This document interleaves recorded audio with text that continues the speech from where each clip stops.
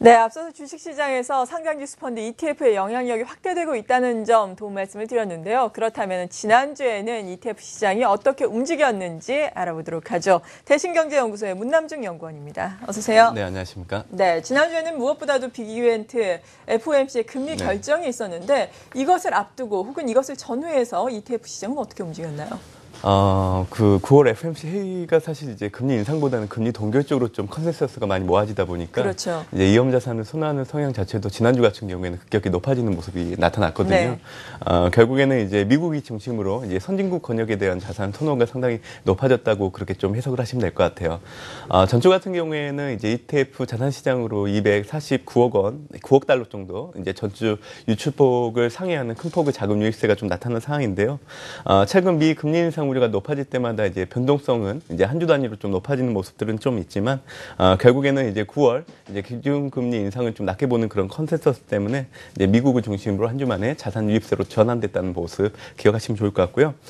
신흥국 내 중국은 사실 이제 정부의 그 증시 및 경기 안정 노력이 계속 이어지고 있는 상황이지만 뭐 이런 모습들 때문에 이제 최근 자금 유출세 규모 자체는 좀 줄어들고 있는 모습들은 있지만 이제 경기 경착륙 우려가 해소되지 않는 이상 뭐 자금 유출세는 앞으로도 계속 이어질 걸로 그렇게 좀 보고 있는 상황입니다.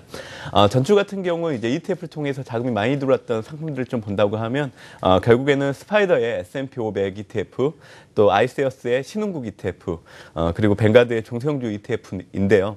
이제 미국의 기준금리 인상 뭐 이런 부분이 악화된 부분들이 있고요. 또 이런 부분들 때문에 신흥국에 대한 반반 매수세가 있었기 때문에 뭐 미 대형주나 뭐 신흥국 ETF의 매수세가 유입됐다고 그렇게 좀 보시면 될 것 같고요.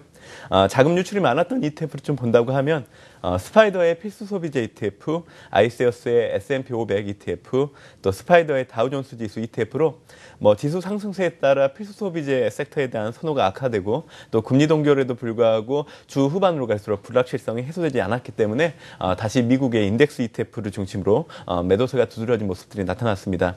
뭐 이번 주는 연준의 기준금리 동결로 안도낼리보다는 다시금 커지고 있는 글로벌 경기 둔화 우려 때문에 여전히 위험자산 선호 성향 자체가 좀 제한될 걸로 좀 보고 있지만요. 이제 다만 뭐 과거 위축되었던 강도보다는 다소 개선될 걸로 좀 보고 있기 때문에 주 후반으로 가면 이제 선진국 및 신흥국 자산에 대한 선호가 일정 부분 살아날 걸로 그렇게 좀 보고 있습니다. 특히 신흥국 같은 경우에는 이제 그동안 위축된 가격 하락 압력이 상당히 높았던 부분들이 있기 때문에 아무래도 선진국 권역보다는 단기적으로는 가격 반등세가 좀 빠르게 일어나지 않을까 그렇게 예상을 좀 해보고 있습니다. 네, 신흥국 쪽으로 자금이 유입될 수 있겠다라는 말씀으로 정리를 해보면 좋겠습니다. 글로벌 ETF 시장에 대해서 쭉 정리를 해봤는데 국내에 상장된 ETF 같은 경우에는 지난주에는 어떤 움직임이 보였나요? 코스피 200 관련된 ETF 자체는 이제 3% 정도 이제 올라가는 모습이 나타났는데요. 네. 결국에는 대외적인 변수 영향력도 있었고요. 특히 이런 부분들이 이제 외국인 순매수 기조들이 나타난 부분들이 연동되면서 코스피 지수가 1990선 가까이 이제 상승하는데 영향을 받았다 그렇게 좀 보시면 될 것 같고요. 뭐 외국인은 최근 들어서 순매수 기조는 계속 유지하고 있는 모습이고요. 금융투자 같은 경우에는 이제 코스피 200과 네버리지 모두 순매수하면서 지수 상승에 대한 방향을 2주 정도 이제 계속 포지션을 두고 있는 모습이고요. 다만 투신 같은 경우에는 코스피 200을 중심으로 순매도를 보이고 있기 때문에 이제 2차선 가까이 다가선 코스피 지수에 대한 경계감이 높아지고 있다 보시면 될 것 같습니다. 섹터 ETF를 좀 본다고 하면 미 FOMC 회의를 기점으로 또 달러 강세 압력이 완화되고 또 어느 수급 시장이 개선되면서 이제 유가가 올라갈 수 있는 그런 분석들이 좀 나오면서 이제 타이거 하악 ETF가 8%대 올라가는 모습이 나타났고요. 국내 스타일 테마별로 본다고 하면 이제 미 연준의 금리 동결에 힘입어서 지수가 1990선까지 반등한 모습이 있었고요. 또 구성자산 중 24%를 차지하고 있는 삼성전자를 외국인이 또 순매수를 확대한 부분들이 있었기 때문에 코덱스 삼성그룹주 ETF가 4.70% 상승하는 모습이 있었습니다.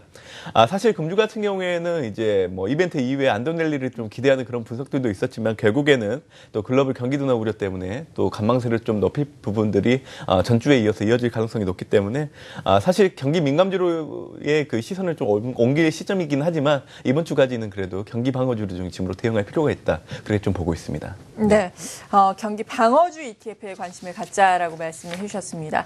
시장이 확실하게 오를 만한 이벤트가 없기 때문에 이런 전망을 하는 게 아닐까 싶은데요. 전반적으로 보더라도 경제 지표들 많이 발표는 되는데 중국의 뭐 차익신 제조업 PMI를 제외하고는 다른 거는 아주 뚜렷하게 시장에 영향을 미칠 만한 강한 재료들은 아니죠. 네. 예, 네. 구체적으로 살펴주시죠. 사실 이번 주에 발표되는 이제 뭐 미국과 중국의 지표들, 특히 미국 같은 경우에는 8월 주택 지표가 네. 발표가 되는데요.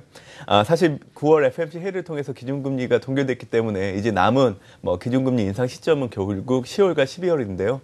이번 주부터 발표되는 지표 자체는 뭐 개선세를 좀 보일 걸로 보고 있기 때문에 아무래도 이제 10월 기준금리 인상에 대한 논란들이 다시 불거지지 않을까 그렇게 좀 보고 있습니다.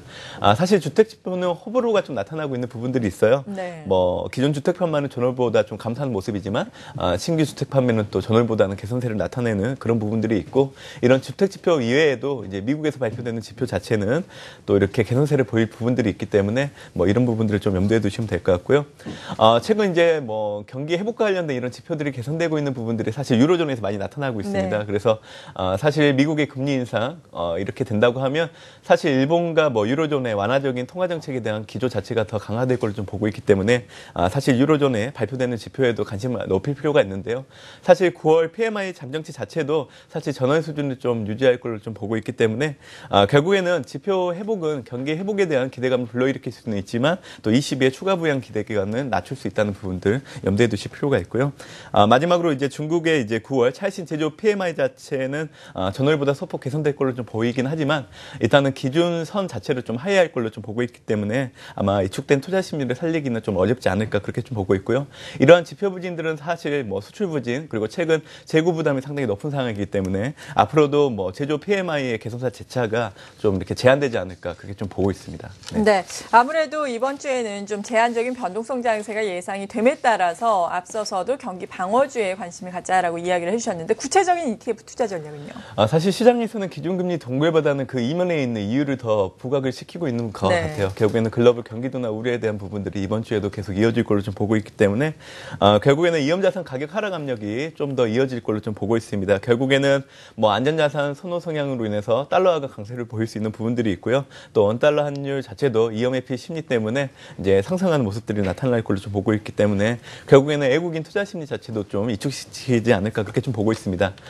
결국에는 지난주에 이어서 이번 주에도 국내 시장을 좀 관망하는 태도는 좀 필요하다 보고 있고요. 결국에는 인버스 상품을 중심으로 대응할 필요가 있다고 그렇게 좀 보고 있습니다.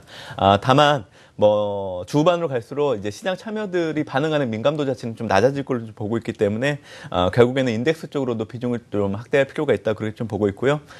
해외 투자처로 본다고 하면 결국에는 미국과 중국의 인버스 ETF 그리고 이러한 해외 인버스 ETF와 더불어서 이제 안전자산 선호 성향이 좀 강화될 수 있는 부분들이 있기 때문에 좀 눈여겨볼 ETF는 이제 엔화 강세에 투자하는 ETF가 이번 주 단기적으로 좀 부각되지 않을까 그렇게 전망을 해보고 있습니다. 네, 대신경제연구소의 문남중 연구원과 함께 ETF 시장의 동향에 대해서 알아봤습니다. 감사합니다. 네, 감사합니다.